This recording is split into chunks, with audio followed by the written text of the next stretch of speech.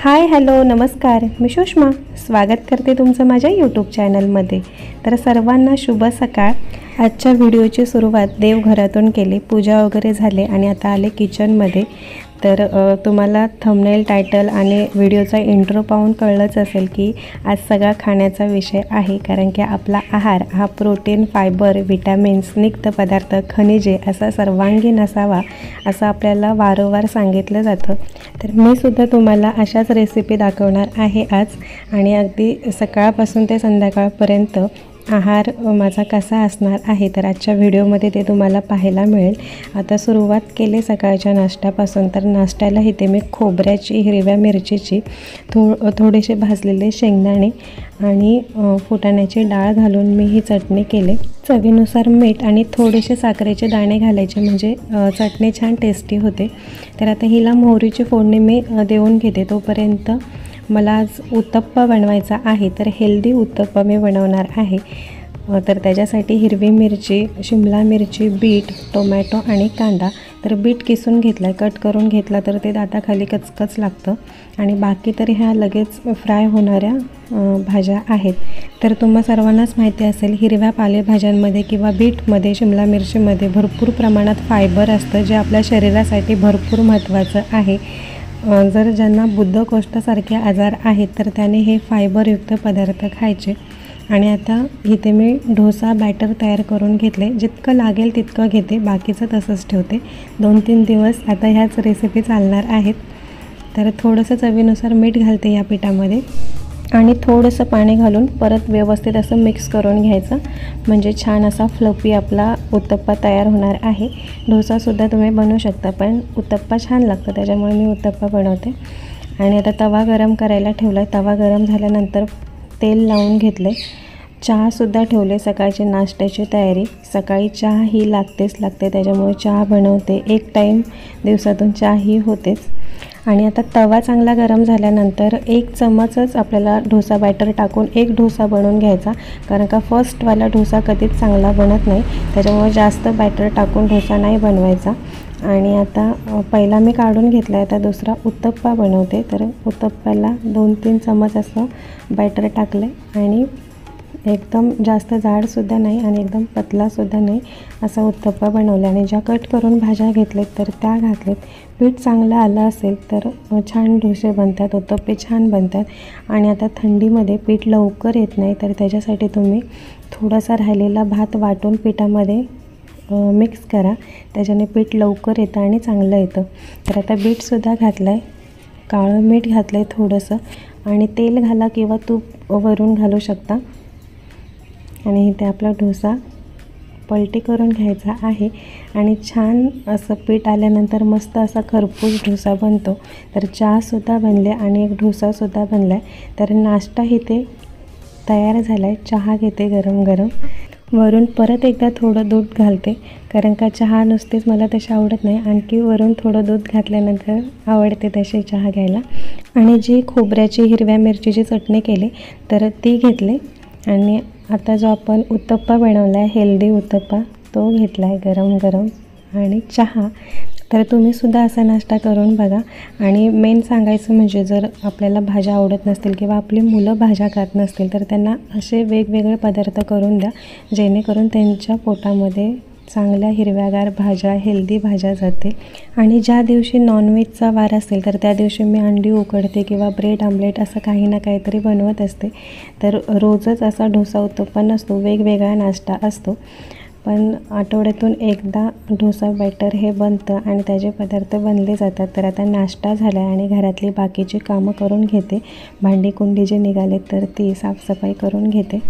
सकाळचा नाश्ता झाल्यानंतर सगळे आपापल्या कामाला जातात। रुद्रा स्कूलला जाते, तिचे पप्पा ड्युटीवरती जातात, तर मी पटापट माझी कामं आवरून घेते, कारण की मला व्हिडिओसुद्धा एडिट करायचा असतो, ते काम असतं, त्याच्यामुळे ही जी सकाळची कामं असतात तर ती आवरून घेते। आता कचरा वगैरे काढते। कचरा तर खूप होतो, मी आधीसुद्धा सांगितलेलं की पाठीमागे बोरीचं झाड आहे, आणि आता त्याला मोहर यायला लागला तर तो इतका पडतो खाली। दिवसातून 2 ते 3 वेळा कचरा काढावाच लागतो, नाहीतर मग ओली चप्पल वगैरे झाली की त्या चप्पलीसोबत घरामध्ये भरपूर कचरा जातो. आणि आता हा सुकलेला कचरा मी साठवून ठेवलेला, आठवड्यातून एकदा 2 आठवड्यातून एकदा असं जाळून टाकते. सुका कचरा काही फेकून देत नाही.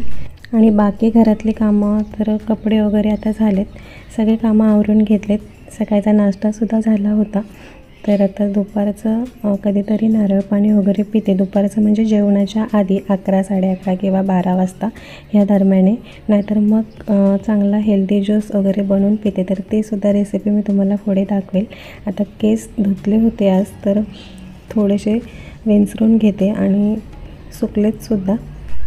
तर आता केस बांधून घेते आणि बाकी मग पुढची तयारी. तर बदामसुद्धा रोजच्या आहारामध्ये खायचे.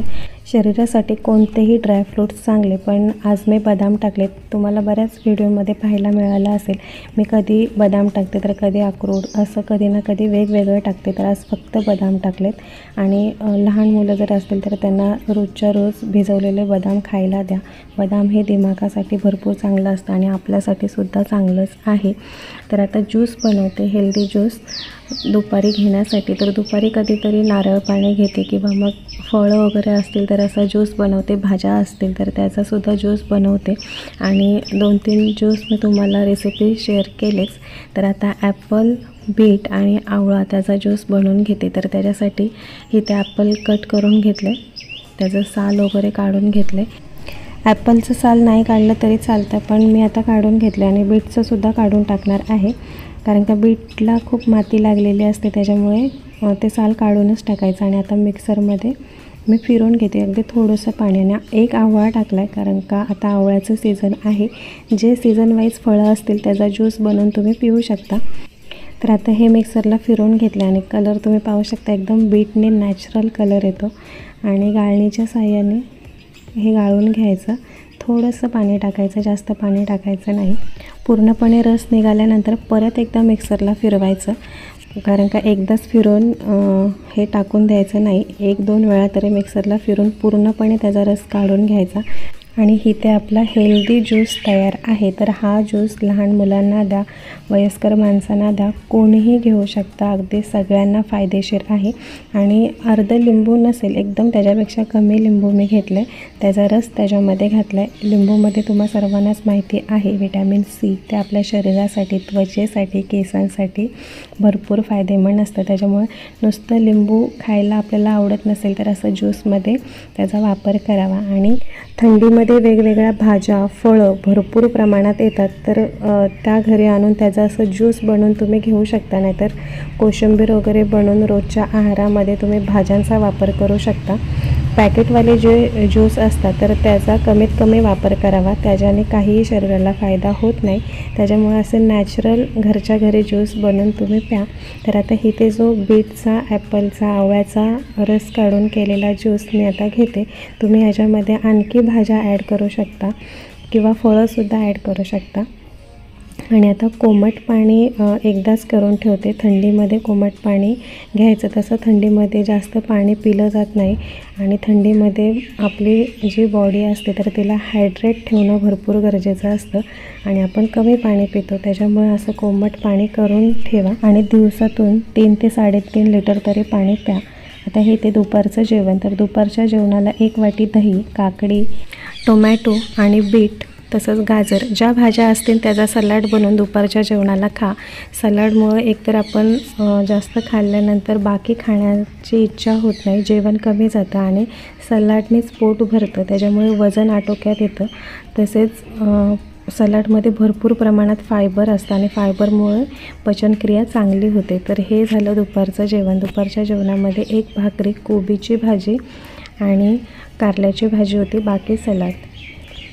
आणि आता संध्याकाळचा इव्हिनिंग टाईम, तर त्याच्यासाठी नेहमीच आपण सारखं हेल्दी खातो असं नाही, कधी ना कधी चटपटीत खाण्याची सुद्धा चव येते. तर घरच्या घरी बनवून ताजे फ्रेश पदार्थ खा. तर आज मी इथे बनवले साबुदाणा वडा, बटाटा साबुदाणा वडा. फ्रेश घरच्या घरी बनवलेले पदार्थ कधीतरी खायला चांगले असतात आणि मुलं घरामध्ये असले की त्यांना असं वेगवेगळे पदार्थ खाण्याची चट येते. तर इथे साबुदाणा वडे बनवलेत. कधीतरी सँडविचसुद्धा बनवलं जातं. असं वेगवेगळं साबुदाणा वडाच बनतो असं नाही, वेगवेगळे पदार्थ बनतात. आणि रात्रीचं जेवण हलकं कधीतरीच बनतं. भात तर नसतोच. कधी नॉनव्हेज असेल त्या दिवशी भात बनवते, नाहीतर मग भाकरी जास्त खाल्ली जाते. आणि सलाद तर रोजच जेवणामध्ये ठेवते, कारण का मला बीट खायला सांगितलं आहे. हिमोग्लोबिन कमी असल्यामुळे त्याच्यामुळे पुरेपूर बीटचा वापर करून घेते, अगदी ज्यूसपासून सलादपर्यंत, कोशिंबीरपर्यंत. आणि रात्री झोपताना हे केशरवालं दूध, तर केशरवालं दूध भरपूर फायदेमंद असतं. सर्दी तापावर गुणकारी, तसेच जर जखमा झालेल्या असतील शरीरामध्ये तर त्या लवकर भरल्या जातात. आणि महिलांचे जे काही प्रॉब्लेम असतात तर त्याच्यावरती केशर दूध घ्यायचं, ते भरपूर फायदेमंद असतं. तर आजचा व्हिडिओ इथेच समाप्त करते. पुन्हा भेटू अशाच एका नवीन व्हिडिओमध्ये. तोपर्यंत धन्यवाद.